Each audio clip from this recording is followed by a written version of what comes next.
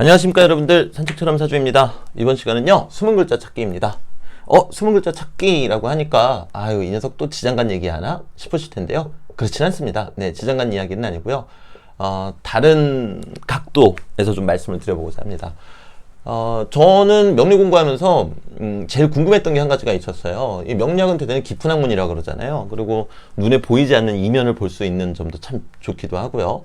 근데 정작 명리 공부하는 우리들은 눈에 있는 8글자만 보려고 한다라는 거예요. 이를테면 이런 거죠. 자, 간목일간인데 시주에 무진이 있다. 그럼 이분은 십성적으로는 여기 이제 편제가 되겠지만 사실 편관도 강하다고 봐야 돼요. 그리고 이분은 생각이 깊은 사람일 가능성도 높고요. 의외죠. 네, 왜 편제가 강한데? 우리가 보통 편제라 그러면 뭐 사업성이라든가 뭐 확장성 이런 걸 뜻하잖아요. 근데 왜 편관도 강하다고 하는지, 그 이유가 뭔가 하면요,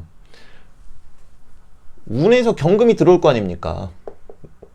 운에서 경금이 들어오면요, 얘가 무토가 토생금을 대단히 잘해주거든요. 그럼 얘는 편관이 돼버려요. 에이, 그러면은 운에서 들어올 때마다 그런 거 아니에요 라고 이제 생각하실 수 있잖아요. 근데 늘 드리는 말씀이지만 세운, 뭐 월운, 일운, 시운에서도 경금은 계속 들어옵니다.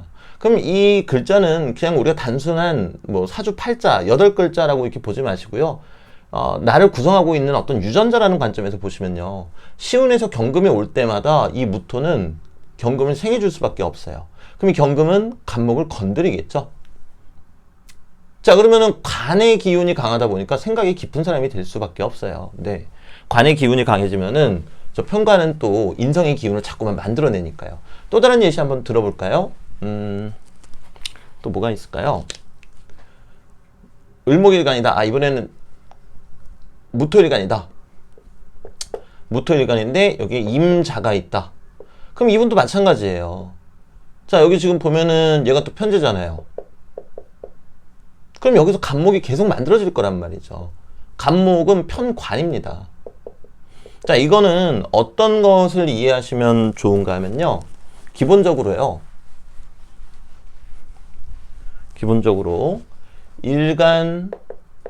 일간하고 같은 글자가 비견이죠.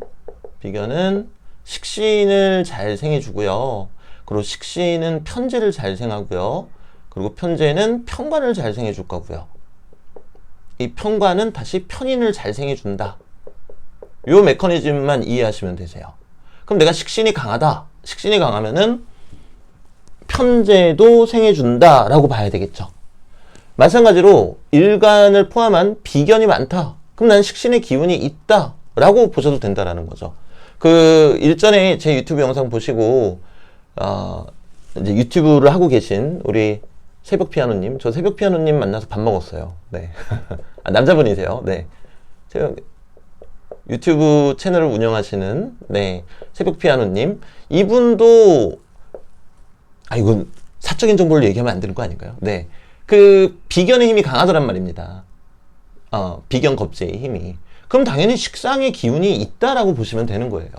그러니까 나중에 한번 들어가셔서 보세요. 피아노를 정말 잘 쳐요. 수준급으로. 아마 실력 있으신 분들 보시면은, 저는 이제 귀가 막귀라 잘 모르지만 실력 있으신 분들이 보시면 정말 깜짝 놀라실 거예요. 자, 그리고 겁재는 기본적으로 상관을 생합니다. 상관은 기본적으로 정제를 생하고요. 정제는 정관, 그 정관은 정인을 생하더란 말이죠. 그럼 이제 여러분들이 어떤 명식을 보고 정제가 강하다, 예를 들어서 뭐 간목일간인데 기축 연주다. 그러면 이 기토는 결국에 신금을 생해주게 되거든요. 정제니까. 그럼 이 사람은 관이 좋겠다. 이렇게 보셔도 돼요. 자, 이런 관점에서 보시면요, 결국에 뭐 엄마가 없네, 아빠가 없네, 이런 막 무서운 말도 안 되는 그런 간명은 나오지 않게 됩니다. 뭐 제일 대표적인 게 또 잊을만 하면 등장하는 저의 명식이죠.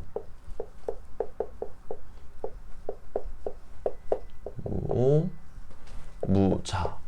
보시면요, 편인, 정인도 아니에요. 심지어 편인, 그 정관, 겁재, 식신. 자, 그러면 아빠는 편재죠? 편재가 없어요. 어디에도 없습니다. 아빠는 경금이에요. 지장간에도 없어요. 엄마는 정인이죠? 정인도 어디에도 없어요. 을목, 지장간에도 없어요. 근데 우리가 이 보이지 않는 숨은 글자를 찾지 못하게 되면요, 이런 걸 보고 경금하고 을목이 없으니까 에이, 엄마 아빠 두 분 다 안 계시는구만, 뭐 이런 말도 안 되는 얘기가 나오게 돼요. 자, 그런데 무토가 힘이 강하단 말입니다. 화생토를 해주고 있으니까요. 그럼 무토는 제가 아까 뭐라 그랬죠? 식신은 경금, 편재를 생해준다. 아버지 계시네. 이렇게 보시면 되는 거예요. 자, 그 다음 을목은 정인이에요. 그럼 정인은 뭐가 생해준다 그랬죠? 네, 맞아요. 정관이 생해주는 거예요. 그럼 어머님이 잘 계시네. 이런 식으로 여러분들이 보이지 않는 글자를 찾아보시는 것도 대단히 명리 공부하시는데 도움도 많이 되실 것 같고요. 그리고 여기서 이제 한 가지 더 팁을 드리자면은 이런 게 있어요. 예를 들어서 정화일간이에요. 정화일간인데 옆에 개수가 있는 경우가 있고, 정화일간인데 옆에 신금이 있는 경우가 있어요. 자, 그럼 여기는 정계충이 일어나죠? 정계충이 일어나니까, 아이고, 개수 편관 때문에 힘드네. 뭐 이런 식으로. 아니면은, 뭐, 빡센 남자가 찾아오네. 편관이니까. 우리가 이렇게 해석을 하잖아요. 자, 근데 만약에 정신충이 있다. 그럼 정계충으로 안 드러나 있죠? 얘는 드러나 있어요. 정계충이. 근데 정신충은 수기운이 드러나 있지 않아요. 근데 운에서 개수가 들어오면 어떻게 되겠냐는 거예요. 금생수 하면서 갑자기 줄기차게 막 흐르겠죠? 그럼 오히려 왼쪽보다는 오른쪽이 조금 더 드라마틱하단 말입니다. 드라마틱하게 드러난다. 이렇게 우리가 볼 수 있다라는 거죠. 왜? 여기는 애초에 눈에 보이고 있는 거니까 대비가 되는데, 여기는 그냥 신금으로밖에 안 봤는데 개수가 들어오게 되면 금생수를 강하게 해주면서 갑작스럽게 드라마틱하게 들어온다라는 거죠. 이런 것들을 조금 더 응용해 볼 수가 있습니다. 그러니까 저는 잘 모르겠어요. 명리 공부하면서 그 공식이 참 위험하다는 생각을 참 많이 합니다. 공식보다는 이해하는 게 더 좋지 않을까, 그런 생각을 좀 많이 합니다. 자, 이렇게 보시면요, 오화하고 유금, 뭐 이게 그렇게 대단해 보이는 형태는 아니에요. 그런데 만약에 운에서 자수가 들어온다? 그럼 어떻게 되겠습니까? 금생수를 강하게 해주겠죠. 그러면서 좌우충이 세게 일어난단 말입니다. 그런데 병오 이렇게 있는데 옆에 자수가 있다. 이 경우에는 어느 정도 예견이 되어 있어요. 좌우충이 눈앞에 드러나 있으니까요. 근데 이때는 드러나지가 않으니까 빵 하고 부딪힐 수 있다는 거죠. 갑작스럽게. 왜? 내 눈에는 금이었잖아요. 근데 자수라는 운이 들어오게 되면은 금생수를 강하게 해줘 버리니까 좌우충으로 이어진다는 거죠. 그럼 너무 갑작스럽고 드라마틱하겠죠? 그래서 여러분들도 이 명리 공부 하실 때 숨은 글자, 보이지 않는 글자 또는 그 이면을 보시려고 노력하신다면요, 명식에 대한 분석도 더욱 풍성하게 되실 것 같고요. 또 아주 흥미로운, 또 명리 공부가 되시지 않을까 싶습니다. 이번 영상은 여기서 마무리 짓도록 하겠습니다. 감사합니다. 가보겠습니다.